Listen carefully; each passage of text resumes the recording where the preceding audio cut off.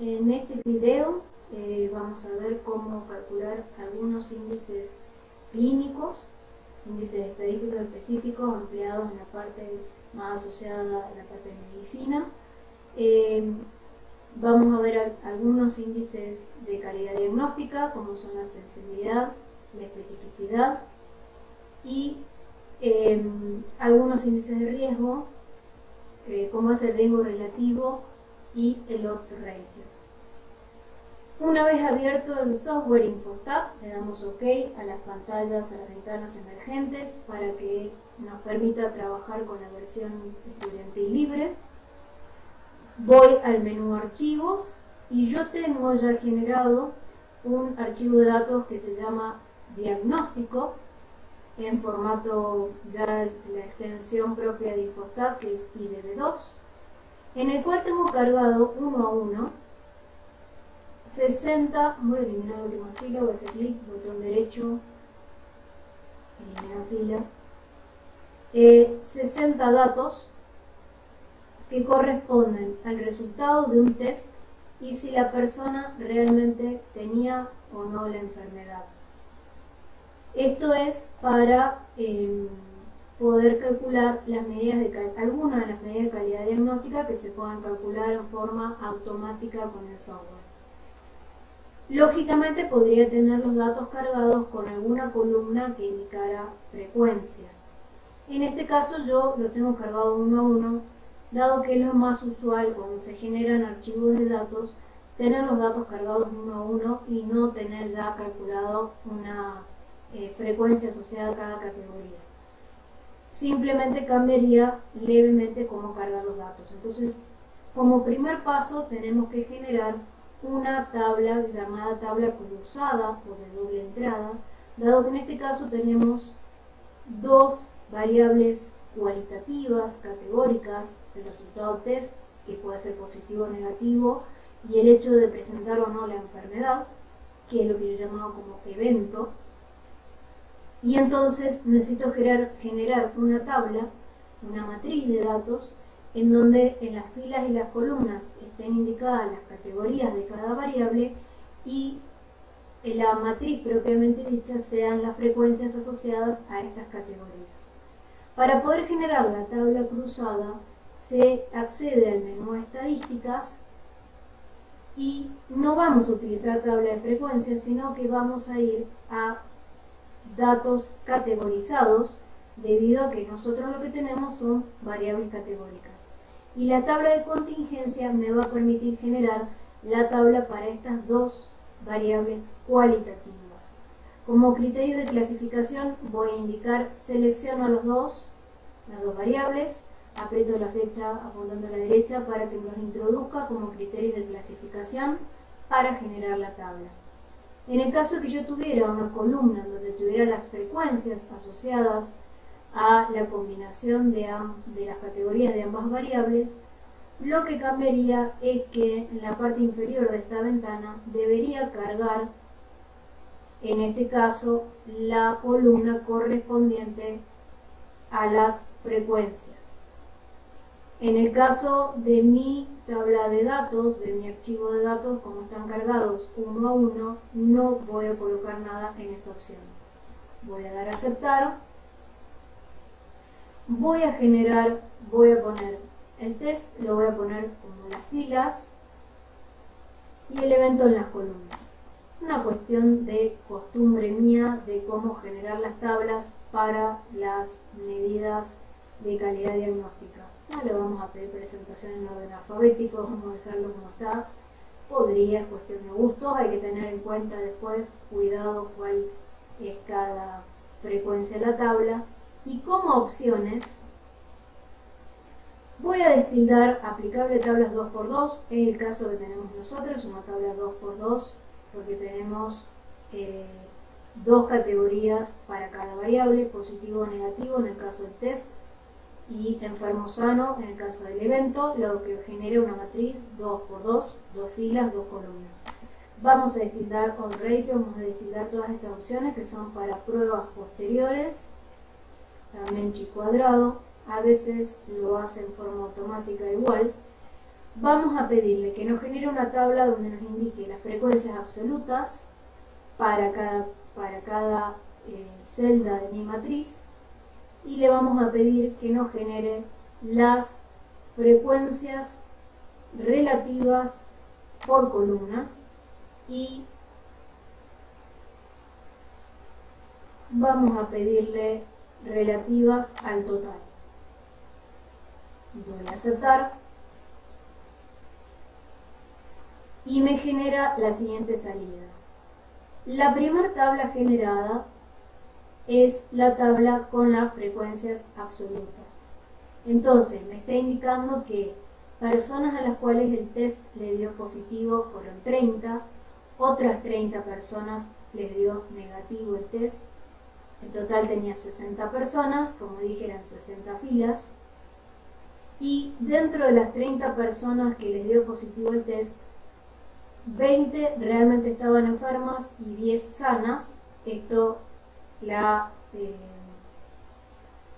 categoría de enfermo sano, obviamente se tomaron 60 personas, se determinó si estaban enfermas o sanas con algún test Golden Standard, alguna prueba ya específica para poder clasificarlos como enfermos sanos, y luego se hizo el test que queremos ver la calidad diagnóstica y se determinó cuántos de los enfermos y sanos les dio positivo y negativo.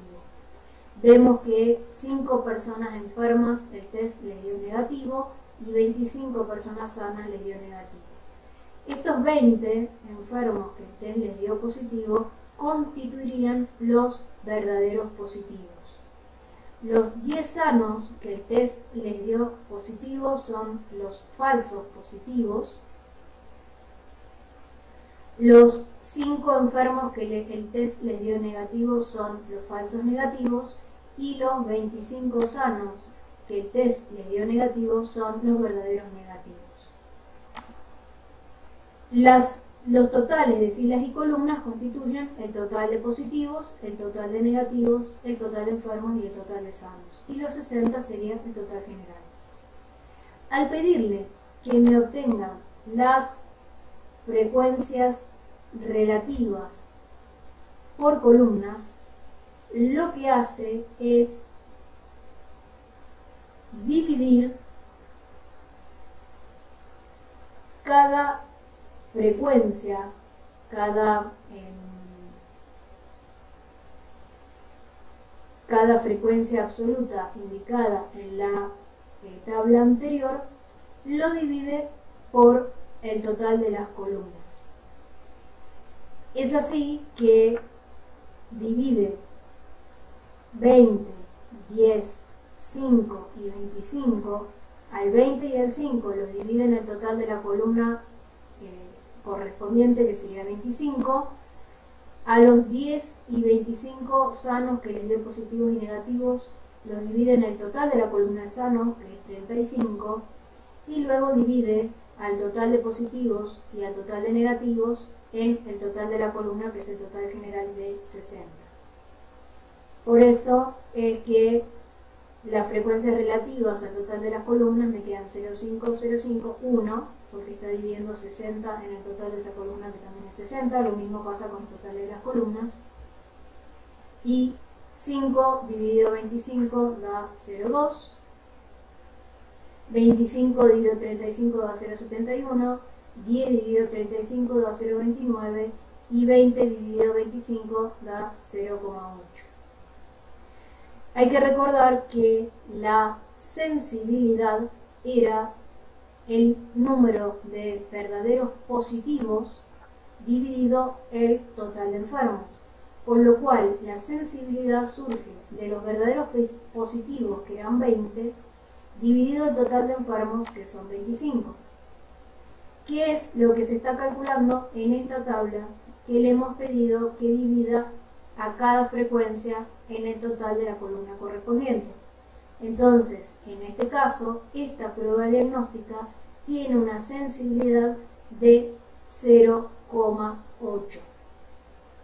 De la misma manera, la especificidad era el total de verdaderos negativos dividido el total de personas sanas. El total de verdaderos negativos eran 25, que eran las personas sanas que fueron correctamente detectadas como tales. El total de sanos son 35. En la tabla que pedimos que divida las frecuencias en el total de la columna, al dividir 25 en 35 obtenemos 0,71, con lo cual la especificidad de esta prueba diagnóstica es de 0,71. En este caso es una prueba diagnóstica que tiene un mayor nivel de sensibilidad que de especificidad. Para el caso de el índice de Juden, habría que simplemente hacer la cuenta, no se genera en forma automática, pero correspondería a 0,8 más 0,71 menos 1, que va a dar 0,91. El índice de Juden, recuerden que era la suma de la sensibilidad más la especificidad menos 1. La sensibilidad vale 0,8, la especificidad vale 0,71, al hacer la suma y restarle 1, queda 0,91. Entonces, hasta este momento, la técnica diagnóstica tiene valor más elevado el índice de Juden, que era el índice de calidad diagnóstica utilizado para pruebas diagnósticas asociadas a enfermedades normalmente calificadas como enfermedades de tipo 3, enfermedades que deben ser diagnosticadas rápidamente por riesgo de la esperanza de vida o de la salud de la persona, pero que también debe ser detectado si la persona está sana, debido a que el tratamiento o las acciones posteriores, si se lo considera enfermo, pueden poner en riesgo la salud de una persona que sea detectado erróneamente como enfermo. Entonces, el índice de Juden son aquellas enfermedades que necesitan elevados valores tanto de sensibilidad como de especificidad. En el caso de la eficiencia, no se puede obtener en forma directa, dado que es el total de personas correctamente detectadas dividido el total de casos, o sea, serían los verdaderos positivos más los verdaderos negativos dividido el total general, o sea, sería 45 dividido 60. En este caso no lo tenemos como generarlo en forma directa con este tipo de tablas. Los presuntos positivos corresponden a el total de positivos obtenidos, indistintamente si eran personas enfermas o sanas, dividido el total general.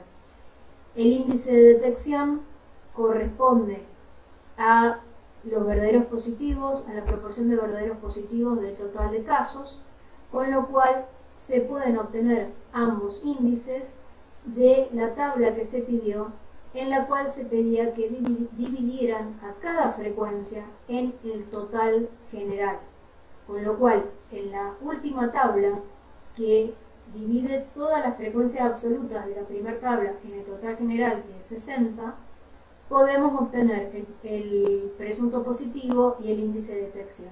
El presunto positivo, que era el total de positivos dividido el total general, el total de positivos era 30, el total general era 60, haciéndose cociente se obtiene esta frecuencia relativa de 0,5, o sea que el 50% de las personas son presuntamente enfermas por solo el hecho de que el test les dio positivo. Para el caso del índice de detección, que es los verdaderos positivos dividido el total de casos, verdaderos positivos teníamos que eran 20 personas, divididos en el total de personas analizadas, que son 60, es un índice de detección de 0,33, o sea, el 33% de todos los casos corresponden a personas correctamente detectadas como enfermas. El porcentaje de error de la prueba, nuevamente, dado que es la suma de los elementos de la diagonal, sería falsos negativos más falsos positivos dividido el total de casos. No lo hemos obtenido en forma directa en este caso, pero bueno, se puede obtener rápidamente sumando 0,17 más 0,08 que es la proporción de personas erróneamente clasificadas, entonces da un porcentaje de 0,25. A pesar de que no lo tenemos en forma automática, no es una cuenta muy engorrosa. La eficiencia, que era los verdaderos positivos más verdaderos negativos dividido el total, también se pueden obtener considerando que sabemos que la proporción de personas correctamente detectadas como enfermas es 0,36 y de personas correctamente detectadas como sanas es 0,42, con lo cual la suma de esas dos proporciones, que da 0,75, correspondería a la eficiencia de esta prueba. Entonces, la mayoría de las medidas de calidad diagnóstica se pueden obtener simplemente generando tres tablas. Una que indique la frecuencia absoluta, simplemente para tener una noción general de cantidades de personas en cada categoría. Una tabla en la que se pida las frecuencias relativas por columnas y otra que pida relativas al total para que haga los cocientes correspondientes y obtener las distintas medidas: sensibilidad, especificidad, eficiencia, el índice de Juden por una cuenta muy rápida, presunto positivo, índice de detección y porcentaje de error. También en algunos casos eficiencia y porcentaje de error por una suma, pero son valores que ya están en las tablas correspondientes y se pueden obtener fácilmente. En el caso de las medidas, voy a guardar, yo borré una fila, por eso me pregunta si quiero guardar la tabla modificada. Vamos a poner que sí, para que ya quede lista para trabajar.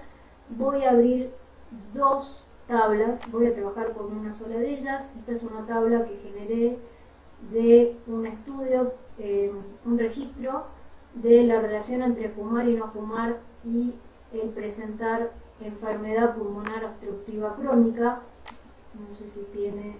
Sí. Los datos corresponden a la cantidad de personas fumadoras y no fumadoras que presentan o no EPOC, enfermedad pulmonar obstructiva crónica. Esas son las siglas. Voy a borrar, selecciono con botón izquierdo, botón derecho para activar menú. Voy a eliminar la última fila que no la necesito. Esta es una tabla en donde yo ya tengo generada las frecuencias asociadas a las combinaciones de factor y evento. También podría tener, voy a abrir otra tabla de datos, EPOC 2.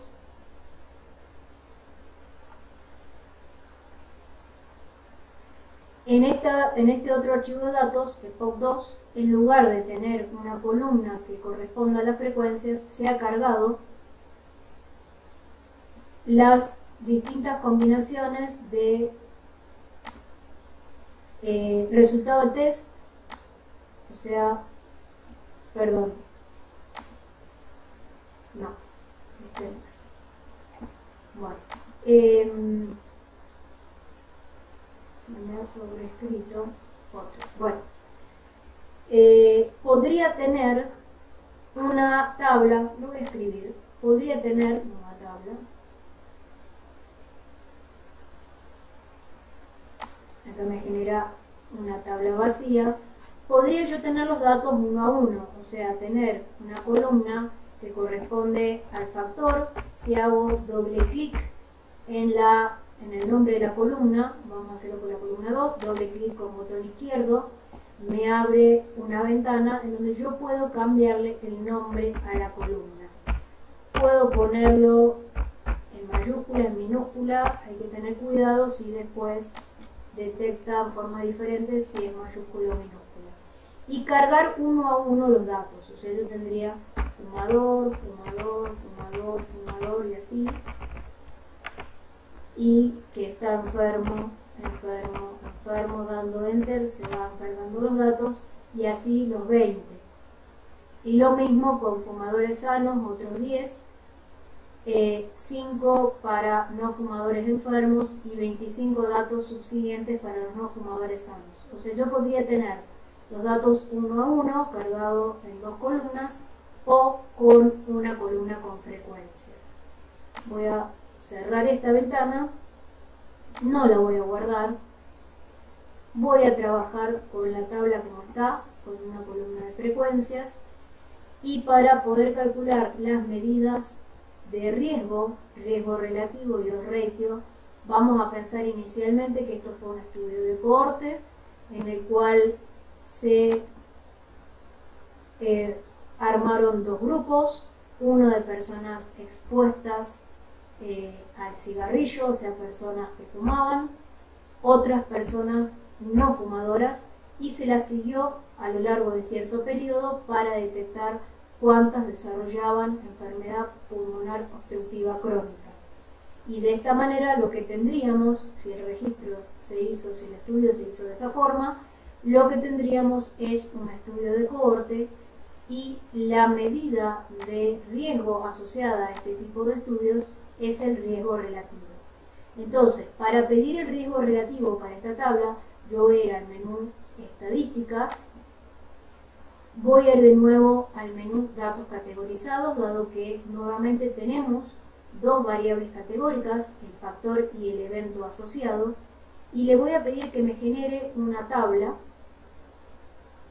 en donde le voy a decir selecciona factor y evento, puedo ir cargándolo uno a uno, factor, evento, o seleccionarlos los dos y trasladarlos conjuntamente. Y en este caso que tenemos una columna con frecuencias, la voy a seleccionar y la voy a cargar en la opción frecuencia. Y voy a dar a aceptar. Vamos a pedir que el evento, que es estar enfermo sano, lo coloque como columna y a los factores, al factor, que es el factor de exposición, en fila. Vamos a pedir presentación en orden alfabético, damos a aceptar, perdón, lo voy a generar de nuevo, dado que me faltó seleccionar las opciones a mostrar.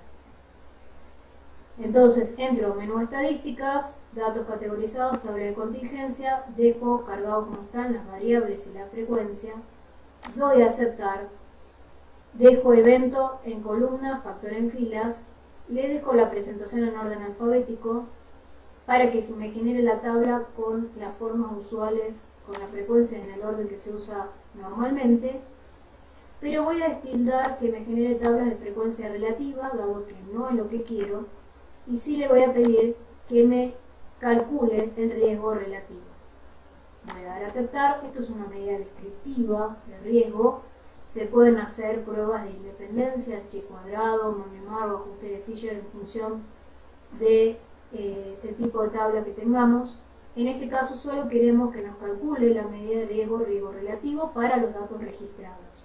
Entonces tenemos las mismas cantidades de antes, fumadores no fumadores, 30 fumadores, 30 no fumadores, 20 fumadores que han desarrollado el POC a lo largo del periodo de registro, 10 fumadores que no desarrollaron la enfermedad en el tiempo de registro considerado, 5 no fumadores que por alguna otra causa generaron enfermedad pulmonar obstructiva crónica y 25 no fumadores que permanecieron sanos a lo largo de todo el periodo de seguimiento. Luego, lo que yo tengo es el riesgo relativo. El riesgo relativo me va a indicar dos filas en función de cuál toma de referencia. Acá está tomando fila 1 comparado con fila 2 o la 2 con la 1.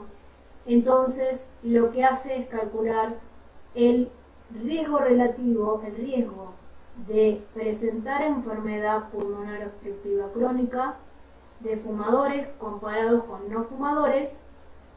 Esta es la estimación puntual, este sería el resultado del riesgo relativo.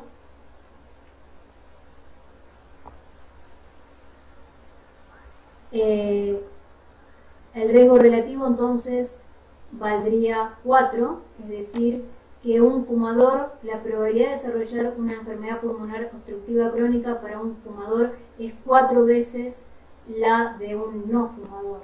Y si comparamos inversamente, de no fumadores con fumadores sería 0,25 porque, bueno, los no fumadores tienen menor probabilidad de desarrollar enfermedad pulmonar que los fumadores. En general, en estos casos, la que se analiza o se interpreta es la de el factor de riesgo comparado con los que no tienen el factor de riesgo, con lo cual nos da un riesgo relativo de 4.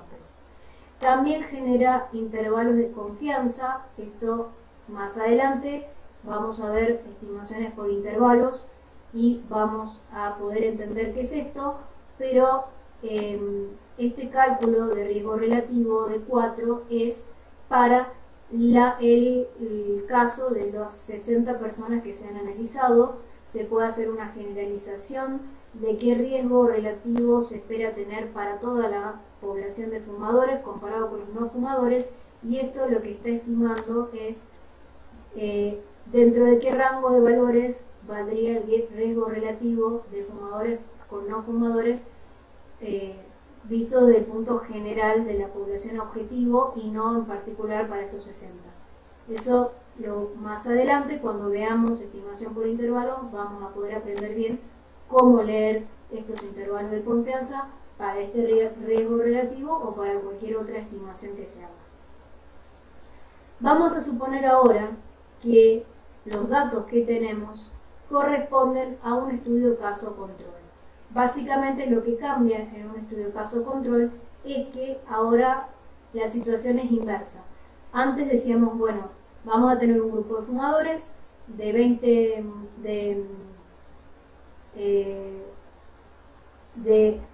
voy a ver las frecuencias. Vamos a tener un grupo de 30 fumadores, un grupo de 30 no fumadores. Vamos a hacer un seguimiento a lo largo del tiempo y ver cuántos desarrollan la enfermedad pulmonar. En el caso de considerar que esto es un estudio caso-control, el estudio se realizaría iniciando el estudio separando a las personas en enfermas y sanas. Es decir, se forma un grupo de 25 personas que tienen enfermedad pulmonar obstructiva crónica, otro grupo de 35 personas que no han sido diagnosticadas con enfermedad pulmonar, es decir, 35 personas sanas, y a los cuales se observa cuántos fuman, cuántos presentan el factor de exposición, cuántos fuman y cuántos no fuman. Y se los clasifica siguiendo la misma manera fumadores, no fumadores, que pertenecen al grupo de casos y grupo de control. La tabla a generar, me voy a menú estadísticas, datos categorizados, tabla de contingencia. La forma de generar tabla no cambia. Voy a dejar las opciones mismas de antes. Factor y evento como criterio de clasificación y frecuencia porque mis datos ya tenían cargado la cantidad de personas para cada combinación de categorías de factor y evento. Voy a dejar el evento, que en este caso sería si pertenece al grupo caso control, para las columnas. En las filas voy a poner el factor de exposición. Voy a dejarlo que lo ponga en orden alfabético, pero ahora en las opciones voy a destildar riesgo relativo, dado que para un estudio de caso control la medida de riesgo que se utiliza es el odds ratio. Voy a dar a aceptar y entonces ahora me construye la misma tabla de siempre, calcula otras medidas de asociación, coeficientes que no vamos a trabajar, y la última tabla de resultados que me indica corresponde al odds ratio. Nuevamente calcula el odds ratio tanto de el odds ratio de presentar enfermedad pulmonar obstructiva crónica con respecto a no presentarla para fumadores, con respecto a no fumadores o en forma inversa. En este caso, el que hay que analizar o hay que ver es el odds ratio de fumadores con respecto a no fumadores, que da de 10, un odds ratio significativo mayor a 1. Si se ve el intervalo, el odds ratio para la población se estima que tiene un valor mayor a 1, entre 3 y 32, con lo cual implicaría que el fumar es un factor de riesgo para el desarrollo de enfermedad pulmonar obstructiva crónica, o sea que habría una asociación entre la presencia del evento, entre el estar enfermo o no, tener enfermedad pulmonar obstructiva crónica y el fumar.